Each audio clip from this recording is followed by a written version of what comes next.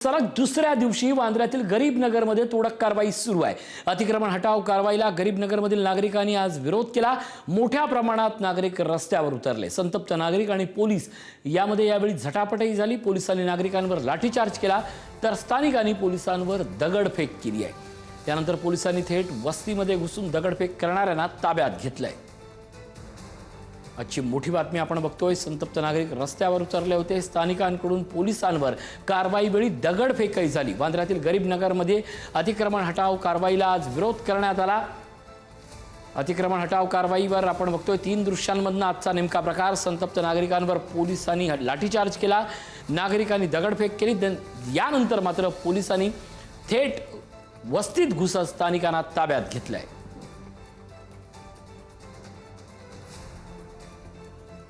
आमचे प्रतिनिधी नंदकिशोर गावडे आपल्यासोबत जोडले जात आहेत। नंदकिशोर, अजूनही कारवाई सुरू आहे, पण अवघ्या अर्ध्या तासापूर्वीचं चित्र अतिशय भयानक होतं, कारण पोलिसांवर दगडफेक झाली होती। या कारवाईला विरोध झाला होता।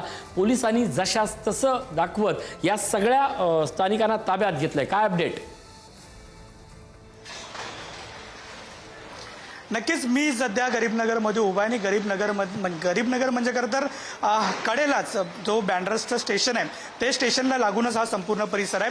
अनधिकृत ज्या बांधकाम किंवा अनधिकृत झोपडपट्टी होती ती या संपूर्ण भागात होती। मात्र कोर्टाच्या निर्देशानुसार हा संपूर्ण तोडक कारवाईला जे आहे ती कालपासून सुरुवात झालेली पाहायला मिळत होती। आता ऋषीसर 60% जे आहे ते पाडकाम जे आहेत ते झालेलं होतं। मात्र काल सुद्धा खरं तर इथल्या स्थानिक नागरिकांनी खरं तर युवकांनी जे आहे ते विरोध केलेला होता। मात्र आजचा विरोध जो आहे तीव्र असल्याचं आपल्याला पाहायला मिळतंय। सुरुवातीला जर पाहायला गेलं तर 3:30 वाजताच्या सुमाराला विरोध करणाऱ्यांवरती पहिल्यांदा पोलिसांनी जे आहेत ते लाठीचार्ज केलेलं होतं आणि त्यानंतर जी परिस्थिती आहे ती आटोक्यात आणलेली होती। आणि त्यानंतर पुन्हा एकदा एक जी महिला आहे ती आतमध्ये शिरायचा प्रयत्न केला, आतमध्ये शिरून खरं तर विरोध करण्याचा प्रयत्न केला। त्या महिलेला सुद्धा खरं तर जे ताब्यात आहे ते घेण्यात आलेलं आपल्याला पाहायला मिळत होतं आणि त्यानंतर पुन्हा एकदा लाठीचार्ज झाला। मात्र दुसऱ्या बाजूला ज्या ठिकाणी हे पाडकाम सुरू आहे त्याच्या कडेला जर पेरामपाडा आहे आणि पेरामपाडा आणि हे गरीबनगर या दोन्हींच्या मध्ये एक ओढा आहे। ओढ्यांवरती एक छोटासा पूल आहे। त्या पूलवरती जवळपास 50 जे तरुण आहेत त्या ठिकाणी आलेले होते आणि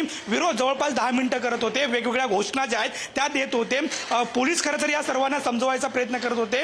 खरं तर 2017 पासूनचा हा संपूर्ण प्रश्न होता, प्रलंबित प्रश्न होता। अनेकांनी खरं तर यामध्ये येऊन भेटीगाठी सुद्धा दिलेल्या होत्या। मात्र हेच समजून सांगायचा प्रयत्न जो आहे ते पोलीस करताना पाहायला मिळत होते। मात्र अचानक जे पेरामपाडाचा जो पुलाच्या खालच्या साईडला जे संपूर्ण दगड ठेवलेले होते ते अचानक दगड जे आहे ते पोलिसांच्या अंगावरती भिरकवल्याचं जे चित्र आहे ते आपल्याला पाहायला मिळालं। एकंदरीत यामध्ये अनेक पोलीस जे आहेत ते जखमी झालेले होते। अनेक या ठिकाणी पाडकाम करणारे कर्मचारी असतील ते सुद्धा जखमी झालेले आपल्याला पाहायला मिळत होते।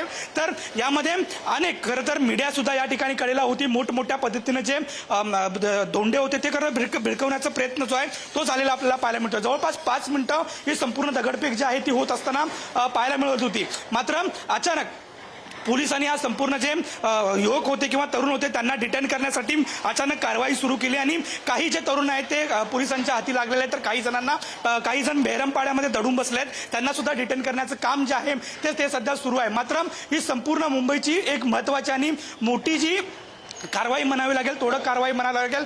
सध्या 60% ही संपूर्ण कारवाई जी आहे ती झालेली आहे। जवळपास 40% म्हणजे उद्याचा सुद्धा दिवस कदाचित यामध्ये जाऊ शकतो। मोठा पोलीस स्पॉटा जो आहे तो या ठिकाणी तैनात करण्यात आलेला आपल्याला पाहायला मिळते। जवळपास हजारो पोलीस म्हणजे मुंबई पोलीस असतील, मुंबई पोलीस असतील, राज्य राखीव दल असतील किंवा टास्क फोर्स असेल किंवा रेल्वेचं पथक जे आहे ते या ठिकाणी आहेत। कालपासून खरं तर या ठिकाणी ठाण मांडून एक मोठी छावणीचं स्वरूप जे आहे ते पोलिसांचं या ठिकाणी आपल्याला पाहायला मिळते। मात्र याच दरम्यान जे चित्र आहे ते पोलिसांवरती दगडफेकाचं जे चित्र आहे ते विचित्र असल्यानं आपल्याला एक वेगळं वळण जे आहे ते या प्रकरणाला लागलेलं आपल्याला पाहायला मिळते।